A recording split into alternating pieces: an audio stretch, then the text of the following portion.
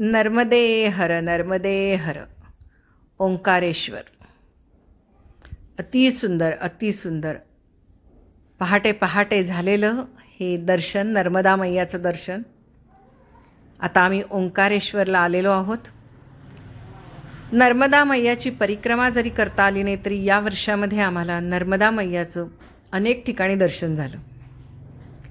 तर हे नर्मदा मैयाचं दर्शन या ठिकाणी ओंकारेश्वर, अमलेश्वर अति सुंदर या ठिकाणपासूनच नर्मदा मैयाची परिक्रमा सुरू होते. आम्ही असं खूप सुंदर दर्शन घेतलं. ओम नमः शिवाय, ओम नमः शिवाय, ओम नमः शिवाय. नर्मदेतले गोटे म्हणजे शाळीग्राम, याला शाळीग्राम म्हणतात. या ठिकाणी आहेत या ओम नमः शिवाय, ओम नमः शिवाय.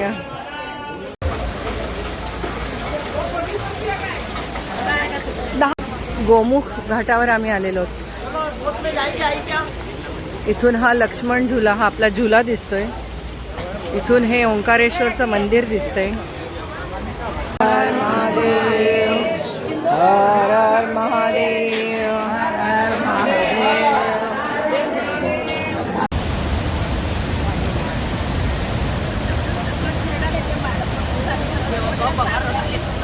मध्य प्रदेशमध्ये आम्हाला भेडाघाट अगदी जवळून आम्ही सुंदर दर्शन. उलट एवढा याला फोर्स आहे की ते पाणी उलट यायला लागले, एवढं जोरात पडायला लागले.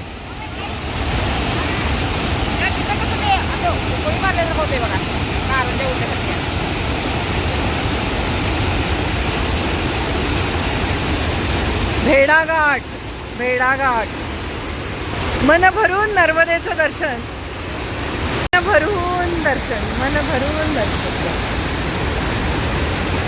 जब चलेंगे बस बहुत और जब आदेश करेंगे तो चाय भी बनवाएंगे, पर रेलिंग के बाहर नहीं जाना किसी को.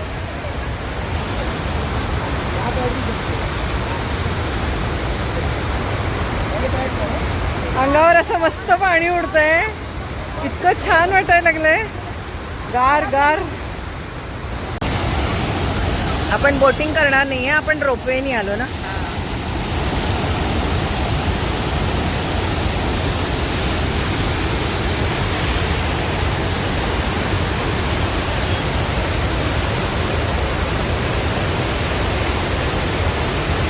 सगळं अंगावर डोळ्यावर पाणीच पाणी. मला तर हे सगळं बघून डोळ्यात पाणी यायला लागलं. होय ना? हो. अक्षरशः डोळ्यात पाणी येण्यासारखा सगळा प्रसंग आहे की आनंदात काय असतात. म्हणजे आपण म्हणतो ना की आयुष्यात फिरलं पाहिजे, पैसा मिळून शेवटी काय पाहिजे, हे सगळं बघितलं पाहिजे. वैभव काय बघतो आपण शेवटी, का पैसा काय तिथंच राहून जातो. चला आता आलो आम्ही गरुडेश्वरला. चला, गुजरात. चहा कॉफी झालेली आहे सगळी.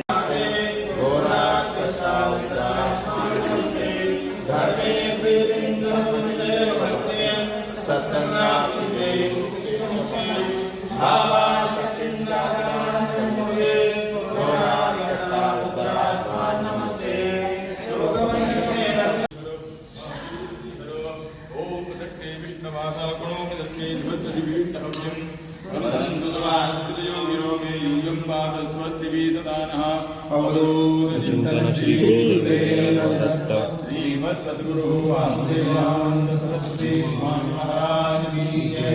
नर्मदा माता की जय. हर गरुडेश्वरला आम्हाला सकाळची आरती मिळाली.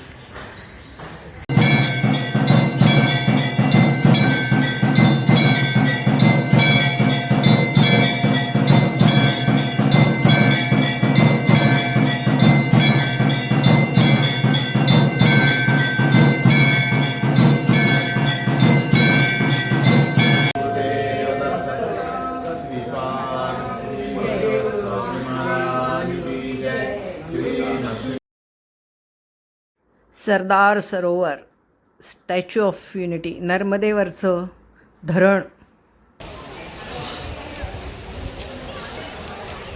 वा वा.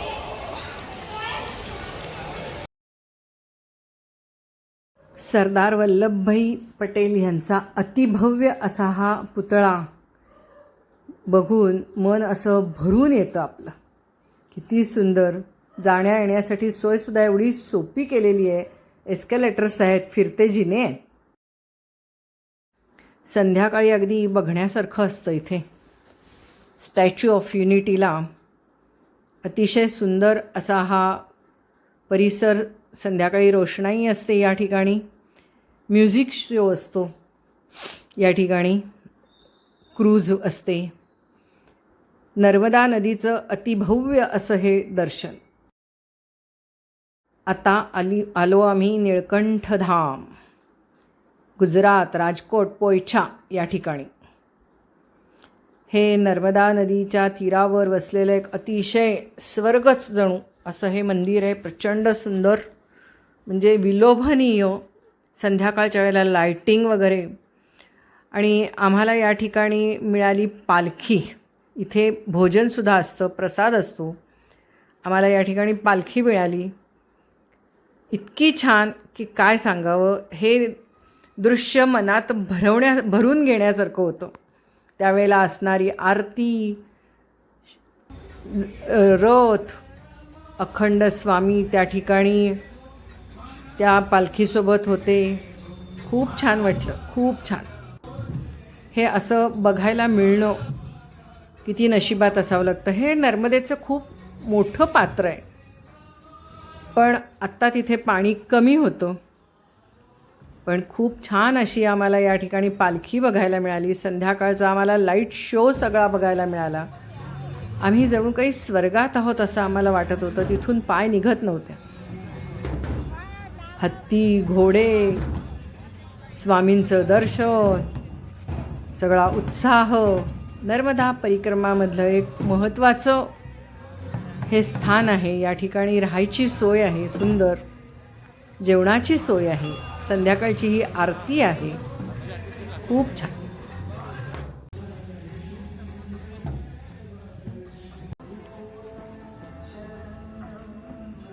निळकंठधाम खरोखर उत्तर वाहिनी नर्मदा परिक्रमामधलं हे एक स्थान आहे. गरुडेश्वर, निळकंठधाम, स्टॅच्यू ऑफ युनिटी या ठिकाणी आम्ही जाऊन आलो ना. आम्हाला इतकं मस्त वाटलं ना की खरंच कैलासात जाऊन आल्यासारखं झालं. नर्मदेचं दर्शनही झालं आमचं. परिक्रमा केल्यासारखीच झाली.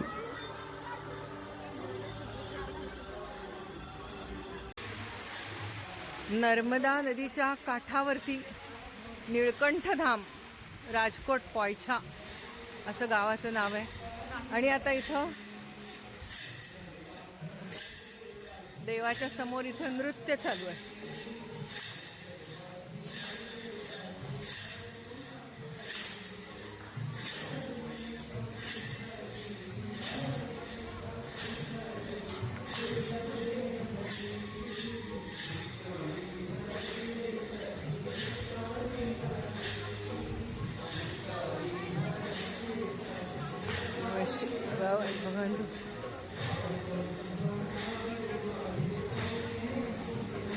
देऊळ बंद झाला का?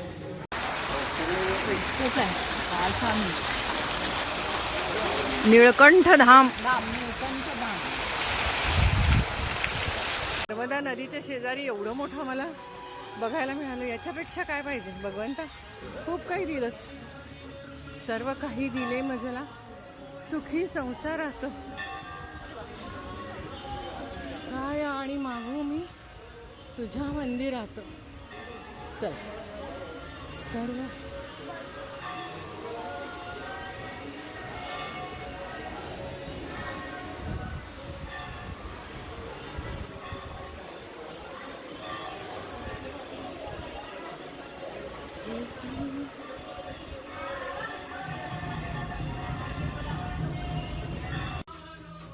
नीलकंठ तमारो जय जय हो.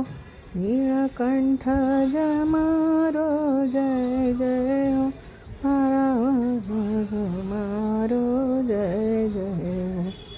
आपल्या हो, मगाशी इथं सगळे हत्ती घोडे उभे होते, आता सगळे आपापल्या घरी गेले आणि पालखी मिळाली आम्हाला मगाशी. आम्हाला कळलंच नाही आम्ही कुणाच्या पालखी सोहळ्याला भेट दिली, आम्हाला कळलंच नाही.